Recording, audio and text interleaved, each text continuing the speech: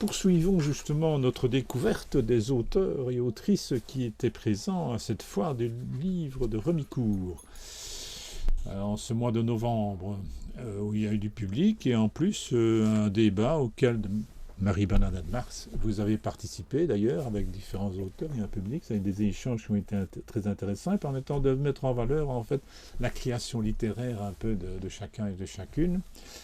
Mais en ce qui vous concerne, Marie-Bernadette, vous êtes quelqu'un d'installer à Montmal d'abord, où nous sommes pour cette interview, et puis en plus vous avez dépassé le cadre local même pour écrire des romans, des livres qui en fait dépassent largement même notre région par leur histoire.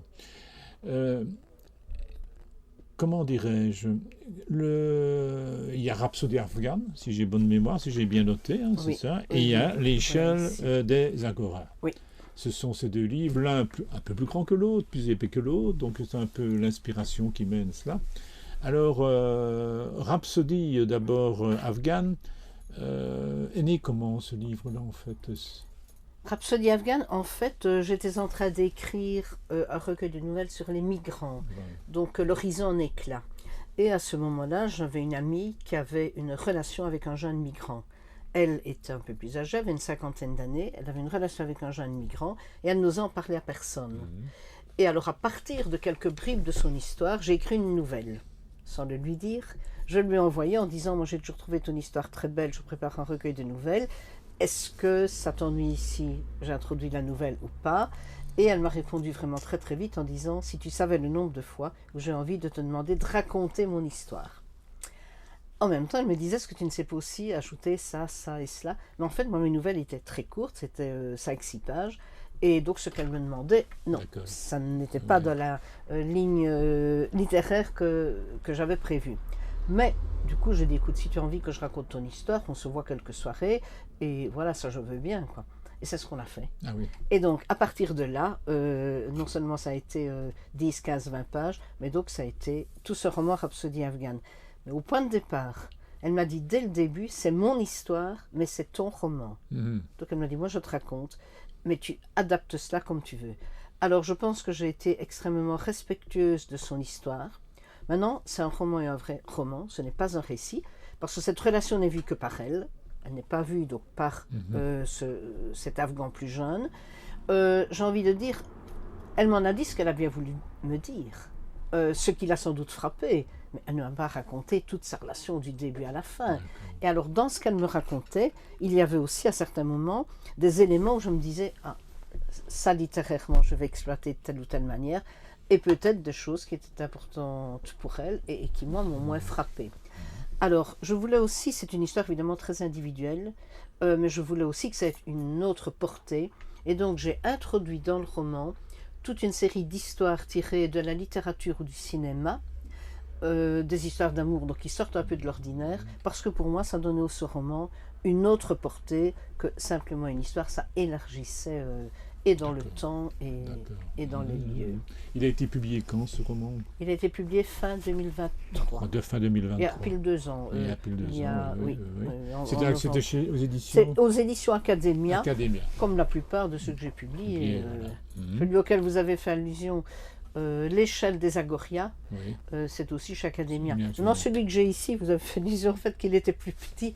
En fait, là, c'est Le Sentier des Agoras. Le Sentier des Agoras, qui est la version théâtrale, de L'échelle des Agoras. On vous a monté, effectivement, L'échelle des Agoras. D'accord. Et il est celui-ci était sorti quand? Il est sorti il y a 1 an. Il y a 1 an. Il y a 1 an, oui. Parce qu'en fait, ça c'était suite à un appel de texte à la SABAM. Voilà, donc il a été sélectionné par la SABAM et le Théâtre Transversal d'Avignon pour être lu en octobre 2024, donc il y a 1 an aussi. Il a été lu à Avignon par les acteurs et actrices du Théâtre Transversal. Et cette adaptation théâtrale au départ du roman, c'est une manière de réduire ce que j'appellerais l'histoire, ou est-ce que c'est une mise en scène en choisissant telle ou telle partie du récit? Il y a un petit peu les deux. C'est clair que j'ai dû varier le genre littéraire. d'autant plus Il y a que moi, plus, il y a plus d'échanges, il y a plus de dialogue que dans l'autre, je ne sais il y a pas. un peu plus de Un dialogue peu, parce que mais- j'en ai très peu dans le roman, D'accord, ouais. mais il y avait surtout, il fallait trouver une manière d'introduire cela au théâtre. Mhm. Parce que moi, c'était quand même fort un récit dans l'autre, on racontait beaucoup. Ouais. Et donc la manière dont on a, je dis on, j'en avais parlé, la manière choisie, c'était de former un chœur de 3 femmes. Parce que c'est quand même une histoire qui rappelle un peu, qui est tragique, qui rappelle quand même un peu la tragédie, un peu un inéluctable vers lequel on va. Et donc, j'ai un peu repris cela aux pièces de l'Antiquité, la présence d'un chœur de 3 femmes, Mhm. plus Léa, la petite fille de 25 ans qui va découvrir sa grand-mère, et plus un conteur. Ce qui me permettait de ne pas modifier totalement, de ne pas faire trop de dialogue. Mais alors, les 3 personnes du chœur, à certains moments, comme dans l'Antiquité, représentent le bon sens populaire. Donc ça, c'est plus vivant en disant, tiens, là, ça comme projet, est-ce que tu crois que ça va marcher, Oui. etc. Le bon sens populaire, l'émotion, donc des passages plus lyriques. Mais alors, à certains moments, une des personnes du chœur s'avance et c'est la grand-mère. Là, elle va dialoguer avec Léa, sa petite fille. À d'autres moments, la deuxième personne du chœur s'avance et c'est Maria, une amie de la grand-mère, chez qui la petite fille va aller en Grèce. Et la troisième, c'est une institutrice que les 2 amies, Maria et Stamatia, ont eu à l'école primaire, mais qui les a fort marquées. Et dans des moments un peu cruciaux de leur vie, elles vont repenser à une leçon de l'institutrice qui les a marquées. Et donc, c'est un peu les 3 personnages que je voulais faire intervenir. Cette manière enfin, pour les personnes qui nous regardent, cette recherche dans l'écriture, elle date depuis longtemps?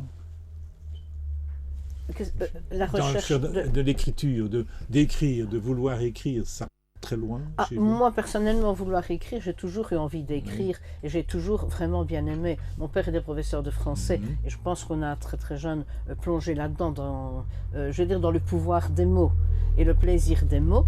Maintenant, dans les années 90, j'avais écrit une nouvelle qui a été primée. Mais à ce moment-là, moi, je donnais cours à temps plein. J'investissais beaucoup, j'adorais donner cours. Il y avait la famille, les enfants étaient quand même encore petits. Oui. Et donc là, je n'ai pas décidé de renoncer à d'autres choses pour investir dans l'écriture. Oui. Mais ça date d'il y a longtemps, oui. Mais concrètement, mon premier roman a été publié en 2015.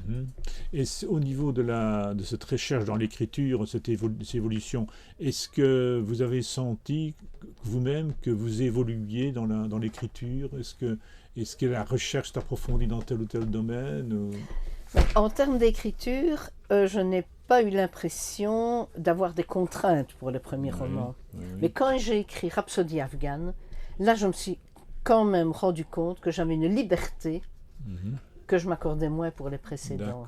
Donc celui-ci était le 3e, il y avait eu Kilissa, il y avait eu L'horizon en éclat, donc ça c'était des nouvelles sur les migrants, il y avait eu celui auquel on vient de faire allusion, L'échelle des Agorias, et quelque part je me suis dit, là maintenant, je me fais plaisir. Et je me le suis dit plus que pour les autres. C'est pas du tout pour les autres. Je ne m'étais pas sentie contrainte par quelque chose. Mais je me suis sentie plus libre pour Rhapsodie afghane. Et je pense que ça se sent dans le style. Où j'ai un style, par exemple, beaucoup plus varié, où je me laisse aller à la manière dont j'ai envie d'écrire. Par exemple, quand je raconte des démarches très précises, j'ai un style très précis, avec des phrases plus brèves, une ponctuation vraiment très correcte.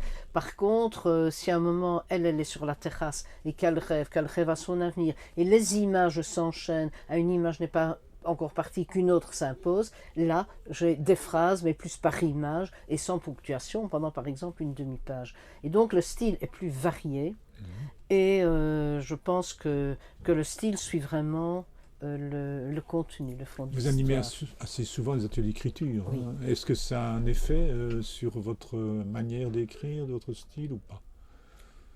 Je ne crois pas que les ateliers d'écriture influencent ma manière d'écrire. C'est ça, je tiens vraiment à faire la part des choses. Le fait d'être avec des gens qui eux-mêmes sont dans la recherche. Oui. Est-ce que ça a une influence ou pas? J'ai plutôt envie de dire que c'est un peu dans le sens contraire. Je me rends compte parfois de questions qui s'opposaient dans l'écriture et je reflète plutôt ça dans les ateliers d'écriture, qui se passe bien. Je suis enchantée des ateliers d'écriture, donc j'en organise aussi bien pour des enfants dans des écoles que pour des adultes, mais je passe chaque fois un excellent moment et je trouve que les gens écrivent bien. C'est... parce que bon, voilà, moi je leur propose pas vraiment des sujets, mais je propose quelque chose pour déclencher. Donc soit une technique, soit... Mais ils ne savent pas avant ce que je vais leur demander, et puis voilà, bon, j'explique, et je crois que j'ai un regard très bienveillant et que j'encourage vraiment la création personnelle, mais il y a d'excellentes choses, vraiment. Oui. Et avec des gens qui ne savent pas avant ce que je vais leur demander.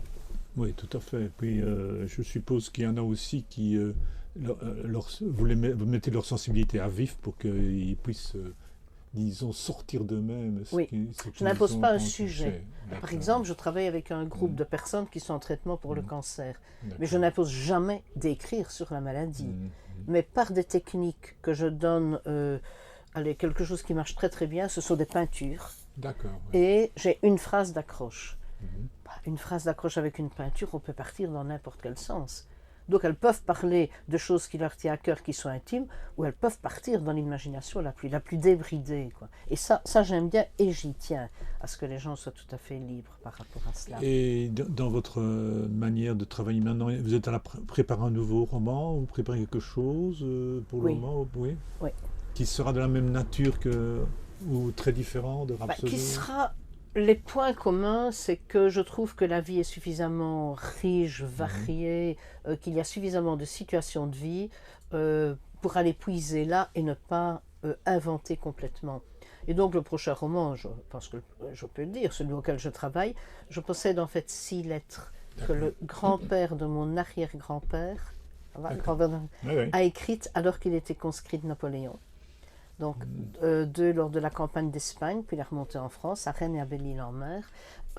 Et donc, j'ai ces 6 lettres. Et là, je suis en train d'écrire un roman à partir de là. Donc, de nouveau, c'est une histoire ancrée dans la réalité. J'ai un petit matériel. 6 lettres, ce n'est pas rien. Mais c'est quand même réduit par rapport à la vie de quelqu'un.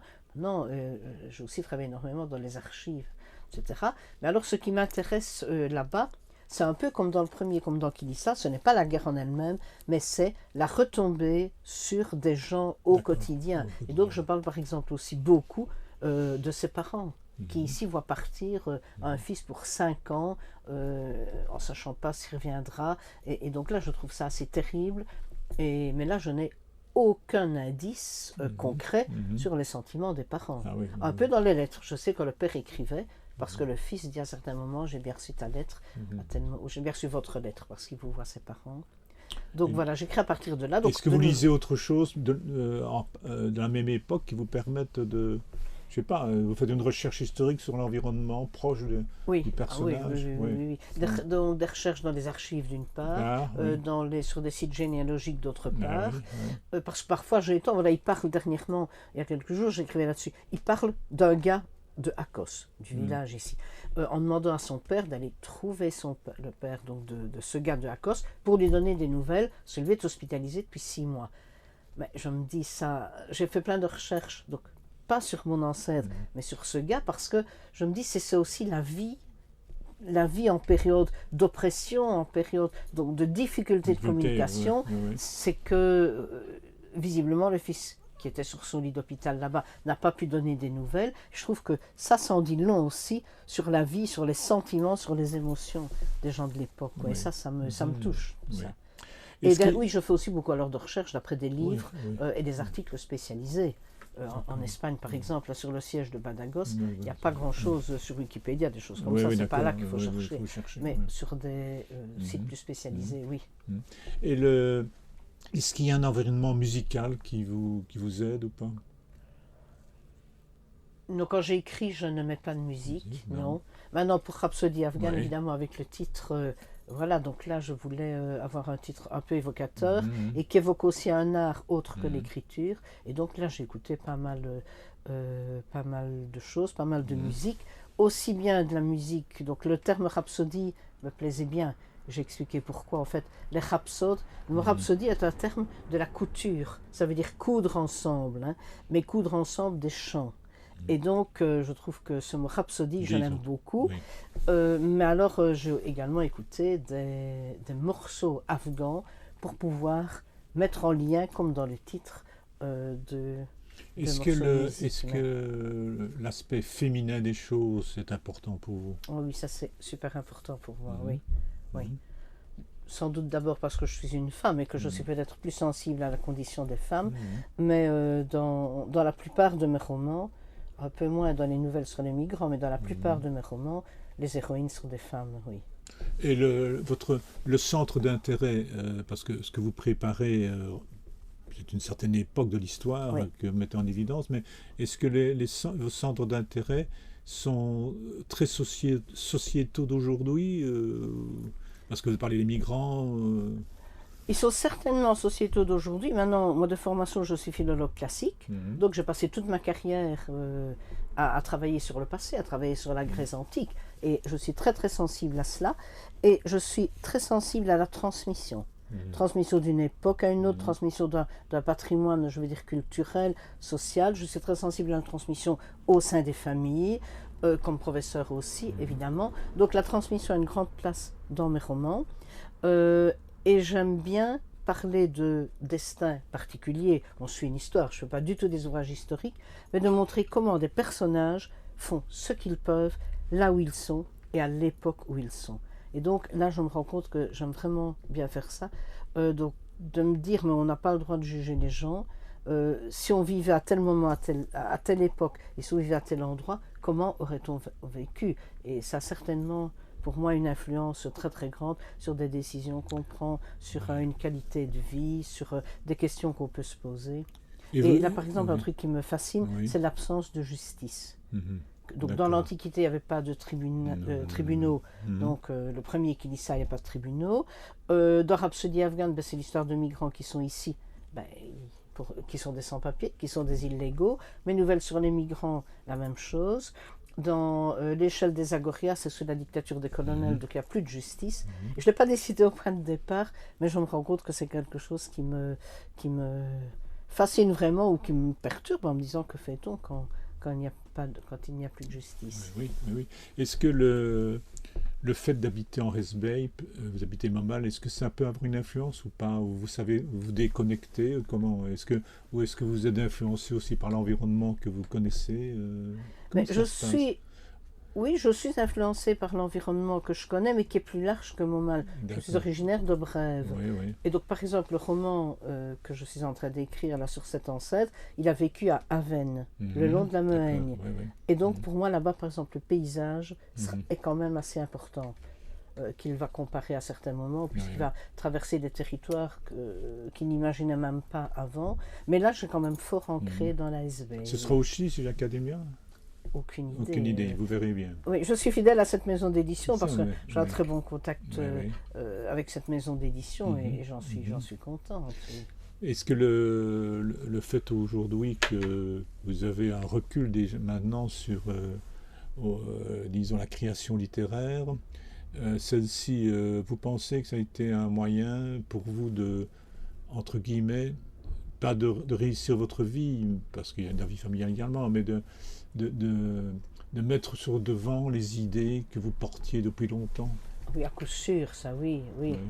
Oui, quand vous dites bon, réussir sa vie, ce sont de grands mots, mais je dis toujours, j'ai passé ma vie, j'ai une chance énorme, j'ai passé ma vie à faire des choses que j'aime bien. J'ai adoré donner cours, je me dis maintenant je ne donne plus cours, mais le fait d'écrire, le fait de rencontrer des gens, de pouvoir participer à un salon comme aujourd'hui, de pouvoir aller dans des écoles, ce sont vraiment des choses que j'aime beaucoup faire, animer les ateliers d'écriture. C'est encore, comme vous dites, la transmission. Oui, c'est de la transmission. Et je sais que vous en faites aussi en France, parfois dans le sud de la France, que vous êtes allé à des ateliers comme ça. Oui. Et je retourne dans les Cévennes, pour la 4e fois dans les Cévennes. Pour des ateliers d'écriture encore. Oui. Et donc l'année dernière, ils avaient fait une lecture publique du Sentier des Agorias. Donc on a fait un atelier théâtre tous les jours pour terminer en fin de semaine. Et cette année-ci, on va refaire la même chose sur L'homme qui voulait oublier le bois du casier. Donc ça c'est une autre nouvelle. Et probablement sur des extraits de L'horizon en éclats. D'accord. Oui. Donc c'est nouveau cette perspective à partir de textes.